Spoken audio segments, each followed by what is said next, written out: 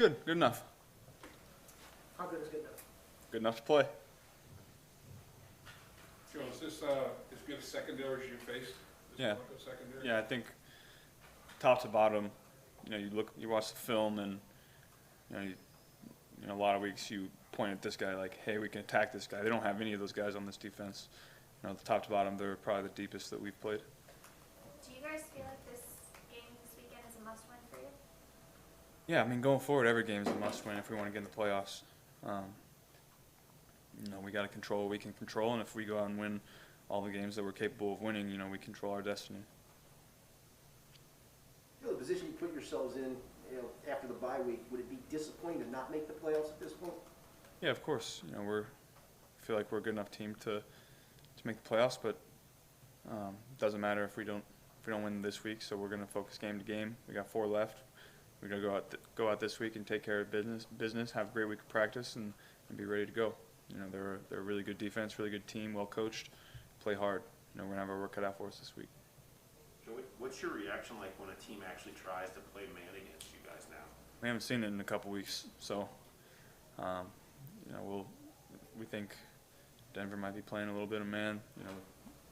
They have really good secondary players that they probably feel really good about as well. So, going forward, we've seen something new from every team that we've played. So, I'm gonna be ready for all the stuff that they've shown on tape and ready to adapt, just like we have the last couple of weeks. How much did you feel like maybe Sunday was a little bit of a breakthrough for you guys against zone, putting up so many yards and being so efficient against zone, where that had been maybe where you guys were trying to take the next step in recent weeks? I think our coaches did a great job of adjusting to what we were seeing. Zach did a great job of we kind of scrapped some of the game plan and went back to some plays that we had called earlier in the season, and he did a great job of getting those plays off the sheet and understanding what we were going up against and attacking. So I thought it was a great job by our coaching staff of making the adjustments that were necessary. If you had to pick one thing that you think Brian Callahan does exceptionally well in terms of for you to get you ready to play on Sundays, what do you think it would be? He really helps me understand the red zone.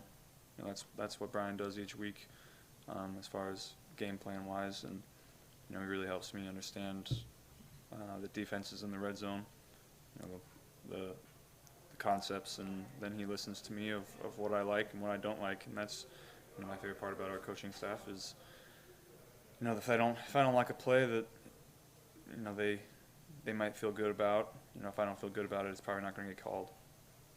Joe, is that partially because the red zone is traditionally one of the hardest areas for a quarterback to throw in and complete a pass? What does Brian tell you about the intricacies of throwing passes in the red zone? The windows are a lot tighter. You gotta take chances and fit balls into tight windows. And he does a good job of creating matchups that we think are advantageous. You guys have done a really good job in the red zone. Most of the season. Last week was an exception. One touchdown, 5 red zone opportunities. What was it more lack of execution, or was it what they were doing, or was it a combination, or what do you think? They did a good job. We weren't able to run the ball as effectively as we had been in the red zone. They got to give credit to them. They're a really good red zone defense that got the best of us on Sunday. Joe T's had the 3 straight 100-yard receiving games, and you've always talked about throwing where the coverage dictates, but how much of this is a product of maybe some things that he's doing as a receiver? Yeah, T's, he didn't have the gaudy numbers at the beginning of the year, but T's a guy that doesn't really care about that and just kept going about his business and getting better each week and preparing the way that he needs to, and it's really shown on the field the last couple of weeks. He's really becoming one of the premier receivers in the league that I'm excited about for hopefully the next 10 years we can play together. So I was wondering if you could talk about kind of the balance. Everybody's talking about December, mistakes, turnovers, all that stuff's at the premium. What's the balance between taking care of the ball and making something happen to win a game? It looked like for the most part on Sunday you pretty much, you were pretty careful and put yourself in a position to win without making until the end, when you made a couple. Yeah, I think, at the beginning of the game, every game is different and every game requires something different of the quarterback. And at the beginning of the game, you got to do a good job of taking care of the ball, seeing how the defense is playing you, and then, whatever the game asks of you going forward in the game, you got to go out and make plays sometimes, and sometimes you just got to keep taking care of the ball, and your entire team's playing great, and you just got to take care of the ball and not lose the game for everybody. And then some games you got to go out and win it. That was a game like that on Sunday, and like I've said before, you got to, as a quarterback, you got to be adaptable to whatever the game asks. As you were getting ready for last season, what was the biggest takeaway you had watching Peyton Manning's tape, and kind of how did some of those things kind of implement themselves throughout your game, last year and this year? I would say I like to watch quarterbacks operate. I wouldn't say that I implement a lot into my own game. I think every quarterback is, works on their own game in the offseason and likes to improve what they can do. But, at the end of the day, they're going to play the way that they play. And, you can take concepts and eyes and stuff like that and footwork. But at the end of the day, you're going to play how you play, and I'm just going to keep improving my skills. You did say you checked notes from, I guess, that 3-draft combo you had with him, at some point last year. Have you checked on those at all this year? Have they kind of helped you at all in your second season? No, I haven't checked him this year. We stay in contact, though. He texted me on Thanksgiving and all that good stuff. So he's been good to me. When you watch the tape, what is the element of his game that you like when you watch him, and what is it that you like about Manning? Probably grew up watching him, so. Yeah, I think when you watch guys like him and Drew Brees and Tom, they do a great job at the line of scrimmage and getting to the right plays and doing all that good stuff. And I think that's part of being a quarterback is sometimes you got to check from a pass to a run if you're getting cover two and hoping it gashes that way instead of attacking through the air. And I think that's what some of those guys have done a really good job of for a long time. Are you able to take anything away from your guys' performance against the Chargers, knowing Staley's defense kind of originated from Fangio, who you're facing this weekend? Yeah, we've played this style of defense a couple times this year, but at the same time, we never really. Every team has had something different for us, so we're gonna have our game plan and expect to see some of what they do and then react to the wrinkles that they throw at us. 2 minutes. It's a copycat league a little bit, so, and I know teams have their own philosophy of what they should do defensively, but with the struggles running people out of cover two, do you think you might start to see more cover two? You might just start to see, some light boxes and more cover two? Yeah, we've been seeing that for the majority of the year. Teams are trying to take away the big plays with Jamar and T. They consistently run by people, in single high. So, I'm going into every game expecting to see some kind of too high coverage. Is it frustrating when you can't run them out of it?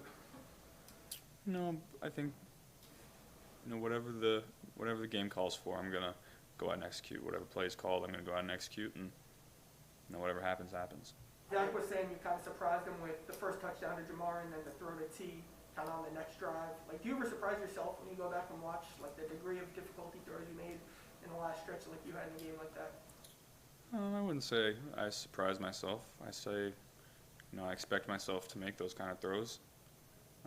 I expect myself to make the plays that are necessary to win the game, and sometimes the game calls for you to go out and make throws like that and go out and make plays and try to win the game. So, there's certain times where, maybe those throws, I decide not to try to make those throws, depending on the game situation, but sometimes you got to take chances, and this was a game that you had to. You mentioned on Monday, Joe, that there's a certain focus that you get into late in games when the team needs you to make a drive, and he definitely said he could notice it. Do you notice yourself picking up concentration or picking up looks down the field later in the game, like a situation like Sunday when you're down a touchdown? Yeah, I think later in the game, I just know what to expect from the defense more. We've accumulated reps throughout the game of seeing what they're trying to do to us, and so throughout the game you bank those looks and you look at the pictures on the sideline and you go out and you can only do so much throughout a game.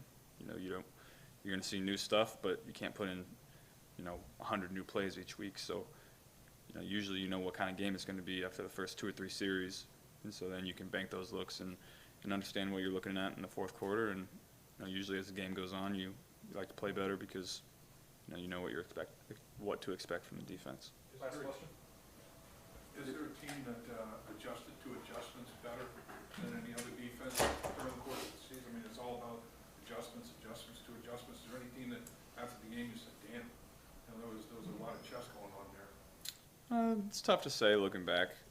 The season is so long and drawn out. It feels like the Vikings game was last year almost. So it's yeah, it's tough to say.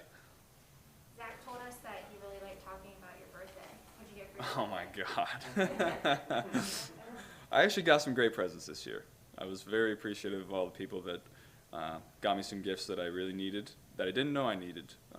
So that was fun. Such Any as, examples? I'll just keep that to myself. Thanks, Joe. birthday?